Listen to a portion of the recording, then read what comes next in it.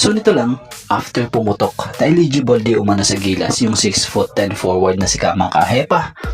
Ngayon naman, balitang-balita na ito palang si Gani Stevens, isang Filipino-American big man, ay eligible din di umano para maging local sa Gilas pagdating sa bagong eligibility rule ng FIBA.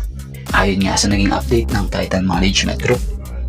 Batay sa update sa nasabing big man, si Gani Stevens ay nakapag-secure ng Philippine passport at 17 at Stevens is now eligible to play for Gilas Pilipinas under FIBA rules. So good sa to kung ganun, dahil kung halimbawang kailanganin sa hinaharap ng Gilas ang serbisyo niya, pwede ito mahugot bilang local sa national team. His journey from UE to UST and finally UP highlights his growth. So maganda yun, dahil habang tumatagal siya sa paglalaro, may improvement talaga na nangyayari sa laro niya. Sa mga hindi familiar kay Gani Stevens, ito nga po ay ang isa sa sinasangdalan ngayong frontcourt ng UP Fighting Maroons, na kung saan naging malaking tulong siya sa back-to-back finals ng team. Gamit nga po ang strength and versatility. May taas na nga po itong 6'7" and he brings physicality and toughness inside. So kaya nga din niya nga pong maglaro ng power forward or center.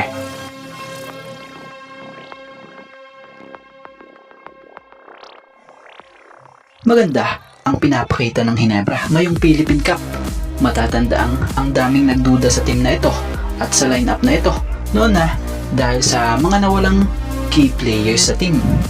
Pero ngayon eto't nasa sa semis nga sila. Biruin mo number 1 sa bench points, number 1 sa depensa. Tapos kung dati 7 to 8 players lang po ang ginagamit, pero ngayon umaabot na ng 10 to 11 players na. Tapos ang laki pa ng tinaas sa 3-point percentage nila kumpara noon. Maging yung attempt nila ganun din. So ang ganda ng tinatakbo lalo ngayon ng semis para sa Ginebra. Big credit sa adjustment nitong si Coach Tim sa sistema, dahil nawala na rin sa team yung pagkakaroon nila ng mga overpassing. Dahil ngayon, miski nga kagaya ni Norbert Torres, Radko at iba pa, hindi na sila nag-hesitate pa. Pag libre, talagang binabanat na. So nito nga, sa huling naging interview kay Coach Tim, tila nagbalik tanaw. Ito, dahil sa naging magandang programa noon, ang 3x3 sa tulad ng mga players niyang si Radko and Jason David. So doon nga nila nakita na may mga potential ang nasabing manlalaro. Dahil sa natutukan ito noon sa Ginebra, especially ng dating assistant coach ng Gins na si Coach Kirk Collier, na siyang binigyan credit nga po nitong si Coach Tim na siyang nag-develop sa tulad nila Ralph and Jason David. So alam nyo bang napakahaba ng ruta ni Jason David bago ito nasama sa regular rotation tulad ngayon nitong si Coach Tim? Kumbaga, talagang pinagtrabahuhan niya yung minuto niya na nakukuha ngayon, kung saan noon halos practice player lang din ito sa team, na kung saan madalas nga pagdating ng actual game o regular game talagang bangko siya at di kasama or di nakakasama sa ginagamit sa rotation itong si Coach Tim. Pero dahil sa tiyaga at pagsisikap at sipag niya, eto, isa na nga siya ngayon sa naaasahan din sa player nitong si Coach Tim sa Ginebra. At napakahusay na nga rin niyang ngayon na manlalaro sa Ginebra. At para nga kay Coach Tim, big impact ito sa team dahil sa mga naaambag niya sa team. Like Radko din, na isa pa ding nagmula sa 3x3 na tinrain nga po nitong si Coach Kirk Collier dati sa Gins.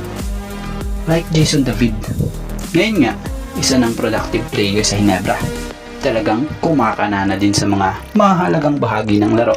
At this playoffs nga, nagagamit na nga niya yung talent na pinaghirapan nila sa matagal na panahon. Kaya ngayong playoffs, asahan na mas magagamit pa lalo nitong si Coach Tim Cone ang mga manlalarong tulad nila Jason David and Ralph. Biruin mo from Ginebra 3x3, naging Gins practice player at bench player to big impact ngayon sa team.